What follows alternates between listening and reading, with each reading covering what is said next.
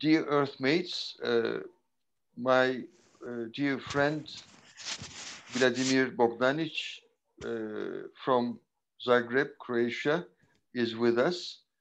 Uh, he has been always busy contributing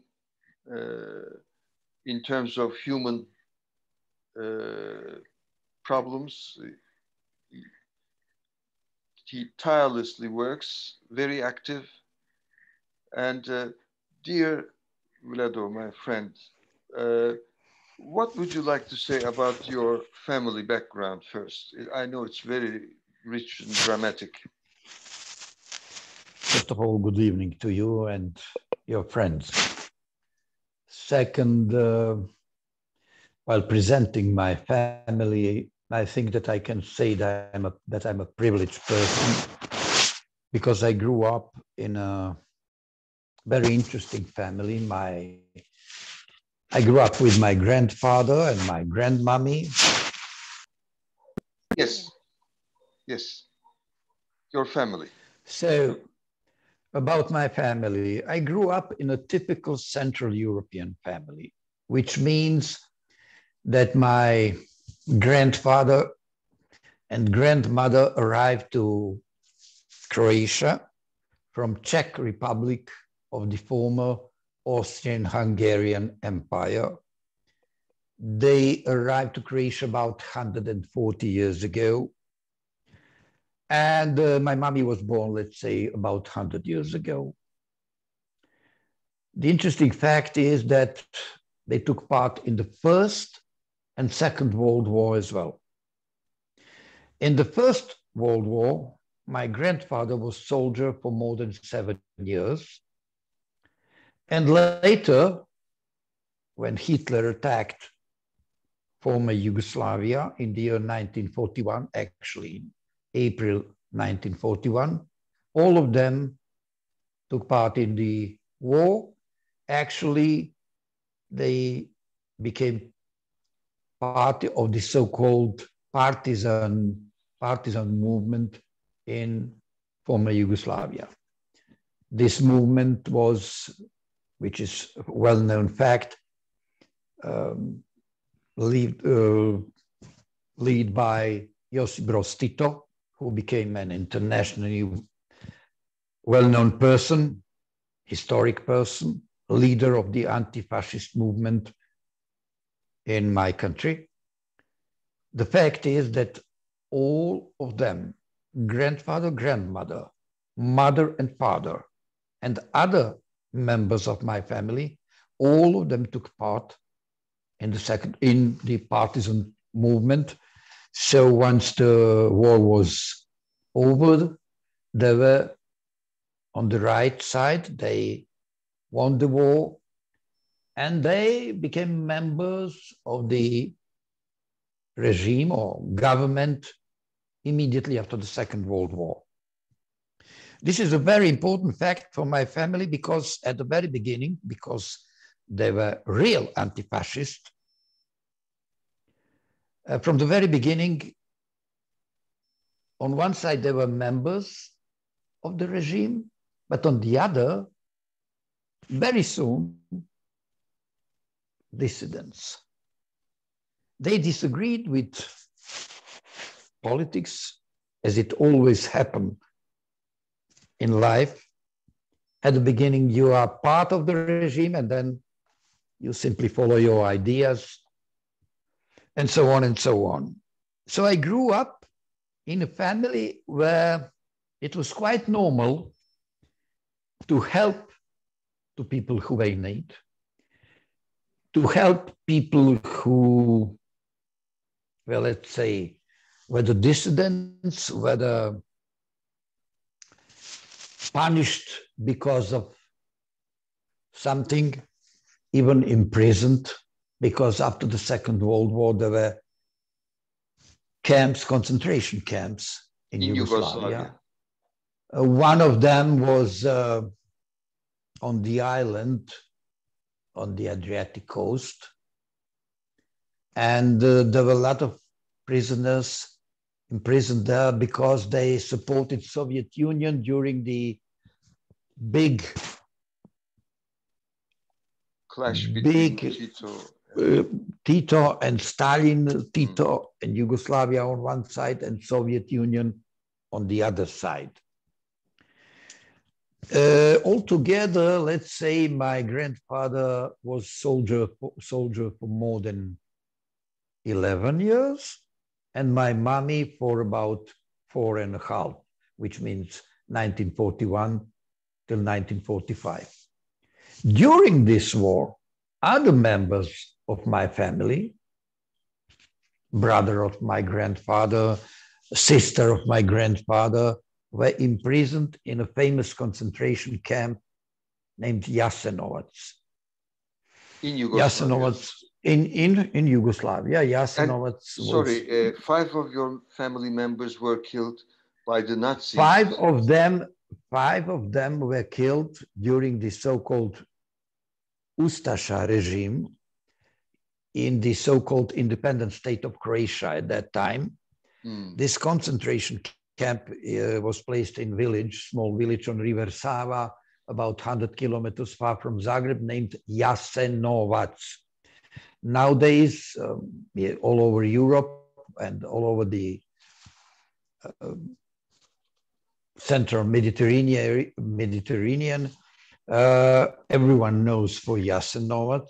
So every year in April, I go to Jasenovac in order to commemorate the victims of the fascist regime during the war in Yugoslavia. Later on, my mommy and her second husband became part of the independent movement for more democratic socialism in my country. And they were very important dissidents in my country. So I grew up as a kid, always surrounded by famous people, writers, politicians, journalists, and so on and so on. And it was a fantastic privilege to meet brave people with a lot of courage, readiness to fight for their ideas, readiness to go to the prison, to be imprisoned, for instance, for more than 6 years. It was quite a challenge. It was unbelievable experience, because once you learn how to be close to important people who were in prison, to their family members, you simply became somehow strong. You're not afraid because of politics. Of course, it's not so easy. But I was lucky enough to grow up with my mother and his second husband. And so at the end of so-called socialism and in the early 90s,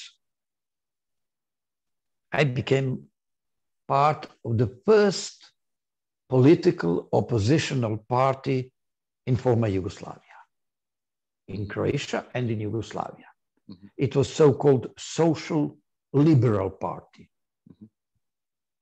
This is important for my life because later on, I developed all kinds of nets all over the world in order to help people in need. It means not only people in former Yugoslavia or in Croatia, or let's say in eastern part of Europe, starting from Poland to Czech Republic, to Slovenia, to Hungary, and so on, because there were a lot of political dissidents in all those countries. And I remember very well, for instance, when the Soviet army entered Prague and Czech Republic. I remember 1980 when General Jaruzelski was captain of military regime in Poland, and when this famous trade union movement Solidarność started in Gdańsk in Poland. And I developed all kinds of contacts with people over there. Of course, it was not so, at that time, it was not so easy like nowadays, because nowadays you have mobile phones, emails, and so on. At that time, it was practically necessary to write a short letter or to send something. And a lot of those letters were, of course, blocked. So this was, let's say, just the beginning. As I mentioned, I became part of the first political oppositional party in my country. And very soon I became Secretary General of the Social Liberal Party in my country. We were second strongest party in my country. We were leaders of the opposition. And in the year 1999, our party had about 20 members in the parliament. The Croatian parliament is with 150 seats. So we became an important political party. But at that time, I've learned so much about politics, and I was not ready to abandon some of my friends. Obviously, I was not ready to be a politician. And so I started with two activities. One was cultural management, because very soon it was more than obviously to me that culture is the essence of everything. And I've organized several classic music concerts all over the world, even in UN headquarters in New York, during the several concerts all over Europe, all over Croatia, with chamber music. And it was a fantastic experience, because dealing with musicians, listening to music every evening was a fantastic spiritual experience. And also at that time, even during the war, I tried to help people in need. What does it mean? The war in Croatia, so-called homeland war, was a horrible war with a lot of victims, unbelievable tragedies, abandoned families, kids, and so on. Also, the years, sorry, when you mean the homeland war, the years, what years? The years are 1991 to 1995. Mm-hmm. More than 4 years. Yes. At that time, the war in whole Yugoslavia was horrible. So a lot of refugees from Bosnia, which used to be part of Yugoslavia, now is independent state, left Bosnia and entered Croatia. And we were forced to help them. And some of the moment, let's say in the year 1993, 94, there were more than 500,000 refugees in my country, and we tried to help them with food, with all kinds of aid, and also we tried to help them to leave the country, mostly to northern part of Europe. A lot of Bosniaks left Croatia to Sweden, Norway, Denmark, Germany, of course. So at that time, we simply organized a net. When they arrived to Croatia, or mostly to Zagreb, we helped them with accommodation in Zagreb, then with some money. And then we helped them to travel to northern part of Europe, mostly with buses. And so I met a lot of women from Bosnia and Herzegovina. And later on, when the war was over, a lot of mothers from famous Srebrenica. Most probably a lot of your friends and you heard about genocide in Srebrenica, where yes, more than 15,000 Muslim people were killed, and it was a horrible genocide. I wrote a poem and recited so it you when know I went about there. You know about so I became very good friend with the ladies who are president and the vice president of the so-called Mothers Union of Srebrenica. So we became very good friend very often when they traveled to Hague on the at the international court, they traveled through Zagreb. So I waited for them, organized dinner or lunch or something like that for them. And even more, I traveled to Sarajevo to took part on international congress and meetings with victims and with mothers, mostly mothers from Srebrenica. This is one story. There were several others. During the war, I developed, actually it was really my idea, developed so-called chain of love, which was NGO with mothers of kids who were in the so-called Yugoslav army at the beginning of the war. At that time, Yugoslav army was unbelievably powerful and strong army.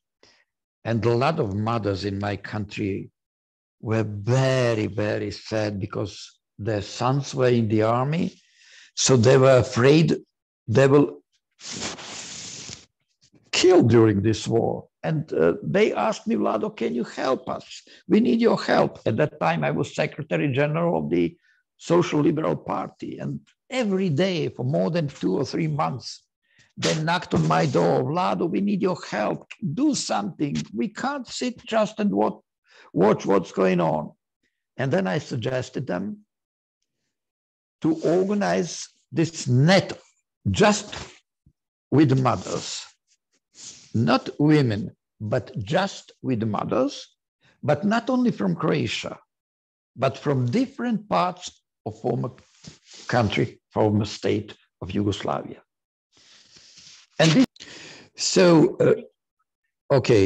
at that time, mothers from different parts of Croatia and other parts of Yugoslavia, which means Serbia, Macedonia, Slovenia, Bosnia, mostly from Sarajevo, they took part in this movement.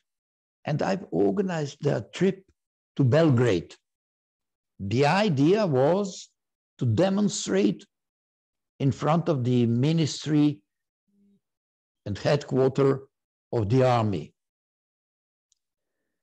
And while mothers were in Belgrade, you have to know that at that time there was no internet, there was no mobile phones, so we were not able to talk at least once a day with mothers in Belgrade. They were blocked by the secret police.